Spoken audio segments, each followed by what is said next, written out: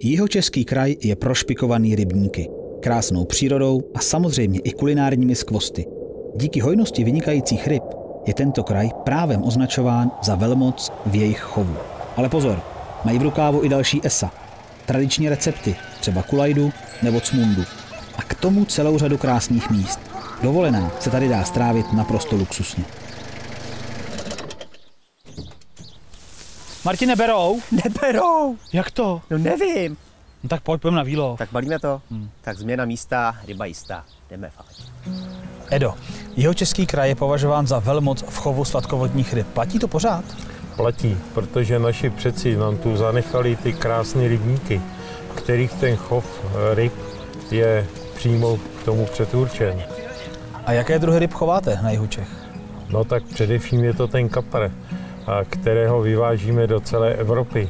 Ale potom je to lín, tolstolbik, amur, štika, sandát, okoun, ale i další ryby. Třeba ty nádherné jeseteři, z kterých potom děláme ten fantastický kaviár.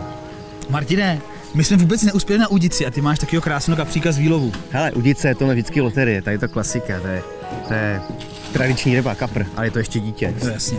No, ale samozřejmě z velkého táty připravíme pečenýho kapra s hruškama, lehkým salátem, taková svěží hezká klasika, jdem na to. Bude to super. Jo. Vy jste u vás na fakultě vyvinuli naprosto unikátní metodu výroby kaviáru. Povězte nám něco o téhle metodě, možná vůbec i o tom vzniku. A ještě mě zajímalo, jak vlastně takový kaviár vzniká. No tak kaviár to jsou jikry nasolený. U nás na fakultě to vzniklo tak, že genetické centrum má přebytek ryb, které potřebuje, nebo zůstává tam větší množství jiker, takže děkan fakulty přišel s podnětem najít metodu, jak vyrobit kaviár. Takže jsme na tom pracovali zhruba 2 roky. Kaviár děláme pomocí různých solných roztoků při různých teplotách a zkoušíme prakticky tu kvalitu během toho procesu a když už je to k tomu, aby to mohlo jít do takovéhle formy, tak se ten proces ukončí. Takže vzniká tahle ta paráda a ten jeseter u vás chovaný, vlastně kvůli kaviáru neumírá, ten žije dál. To je právě to, že jeseter dostává šanci žít dál může reprodukovat, dál může dodávat jak kaviár, tak své potomstvo. A proto jsme i ten náš kaviár nazvali friendly, neboli přátelský kaviár. Pavle, Slunečná v minulosti nebyla takhle krásná, jako je dneska. Povězte nám něco o historii vaší biofarmy. No, tenkrát, když jsem kolem v 95.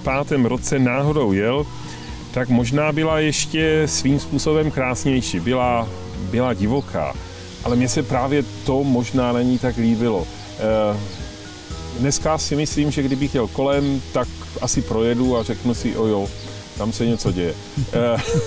Vy dneska už nevyrábíte jenom sýry, máte to hospodářství celkem rozrostlý. Můžete nám trochu shrnout, co se vlastně všechno odehrává tady na farmě? Začínal jsem kozami, takže s něma začnu taky. Těch máme zhruba kolem 50, k tomu kůzlata. Pak máme kolem 100 ovcí, ale dojíme jenom těch 45 ovcí. A tento rok jsme dojeli maximální počet krav, to je 5.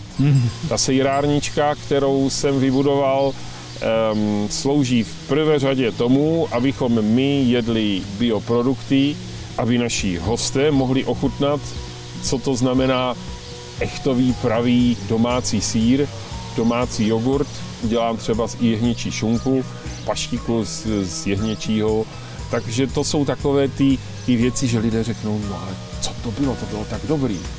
Tak říkám, no to není prodejné, v takovém velkém to nedělám, ale abyste to mohli ochutnat, jak se dá i jako žít bez toho, aby člověk zašel do supermarketu, tak je to takhle.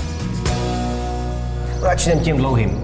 Hrušky, pečený na soli, hrubý soli, jak to krásně vítá. Prostě na tomhle vaření mám rád. Jak to žije. Těma vlajkama nahoru, tak je tam fuk. Hodíme je do trouby. Jasněčka. Martine, prosím tě, jak dlouho se budou hrušky péct? Dáme na 180, 190, v troubě 30, 35 podle tvrdosti, někdy jsou měkčí, někdy jsou trošku, budeme vařit. Jasně. Použil hlavu. Dáme svačnou? No já bych byl pro. Co nám Eda dal? No, Eda nám dal právě spoustu parádních věcí, všechno je to skoro z kapra. Tak pojď sedne, že už bolí nohy, což za celý den. Ty, a co tam je teda? Máme tady ten slavný kaviár. Hele, Ten kaviár. bych teda ochutnal. Tak podržo. Hele, co nám tam ještě jde? Kaviár z jižních Čech, naprostá bomba. Kdo by to čekal? No. Hele, já si dám taky, jo. Kdo by to čekal, Na to. Kdo by to čekal? Já si dám jak tam mám toho kaviáru víc. No, ne, oni, kdo by to čekal? Ťuknem. Na zdraví. A slouží. Perfektní, vynikající. Fešácký. Víš, co mám rád, člověče, na tom vaření? Takovou tu pauzu. Hele, špenát, Jasně. olej, Taky. sůl, pepř, Mám. dáš do toho sejra, Jasný. jo. Já ti tady nakrájím trošku česneku se šalotkou. Yes. Můžeš na hrubo, stejně tu umeleš. No a to budu tlouct. Pojď. Pojď takhle. Pojď mi to sem. Tak, to je milý. To ono? Tak, krásně. To rozjedeš, jo? Já to rozjedu. To znáš? Nic. Super. Citronový volej, ten suprový kozoovčí sýr, trocha špenátu, česnek, šalotka, konečná. Ryby na kůži, vynikající věc, nestahovat v žádném případě. Rozhodně. Jo. Lehce to nařežem, ono se to vypeče, bude to křupat, bude takový ten moment, takový, který zavřeš oči a řekneš, jo, to jsem chtěl. Takže rybu vždycky péct, kůži nejdřív k pánvi, že jo, Přesně. ideálně možná jenom na kůži, nechat dojít, aby byla krásně šťavnatá. Jasný, pak to trošku samozřejmě otočíš, aby i ten efekt toho pečení byl z druhé strany, jo, ale tady jako 2/3 tady, 1/3 tady. Na rybu 2 věci, sůl, pepř a myslím, že stačí. Takže máme tady česnek, tady máme cibuli, tady máme špenát, pak máme ty hrušky, to je hrozná paleta, hrozná krásná chuť, jak to spojí a já chci vychutnat tu rybu, takže myslím, že 2 věci. Sůl, pepř. Může být? No jasně, a vlajková loď jižních Čech, kapr. Ty kapr. Jedu, hele. Sůl.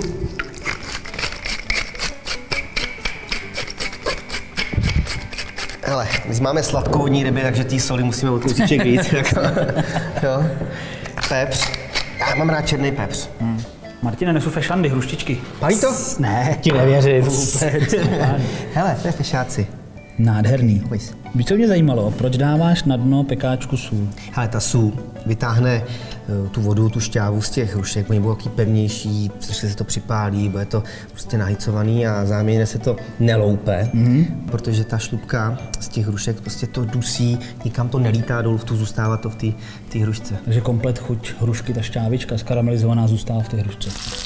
Rybu nehycovat, zase nesmažíme, pečeme, jo? Pečení má kolem 150-160 stupňů, takže nesmí to být nahycovaný, ta ryba je hezky vysoká, tak aby to pomalinku prostupovalo. Ta kůže je takový chránič, jo? Na tom pálení. Martine, neskočím pro Pavla, abychom si společně šmákli. Popiš divákům, co jsme si dneska uvařili. Hele, kapr s pečenýma hruškama, sýrem, trošku salátu z špenátu a takový pesto ještě z toho sýra, česneku a šalotky. A k tomu. Tady ten tvůj poklad. Podívej. Brambory v popelu, já se těším teda maximálně. Tak pojď. Já běžím. To počkej, běžíš. Jak to nevystydne. A Pavel už je tady. Tak Pavle, ty máš zbraně? Mám. Máš zbraně? Bagr 1. Dej mi bagr tu. Bagr 2. Bagr 3. Bagr 3. Kluci, vypadá to krásně. Chvilka úsilí, trošku malýho, efekt veliký. To jsou všechno poklady Jihočeského kraje, no, tak se do toho pustíme.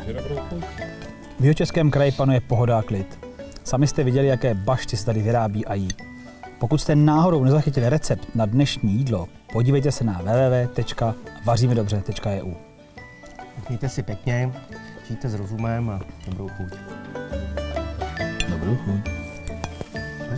A my už to sníme. Už nemusím. No tak kousek, no počkej. Poslední sousto. Němé tváři.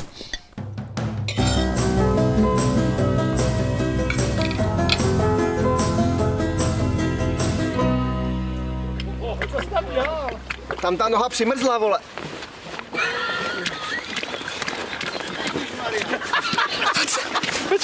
Počkej, drž, vole.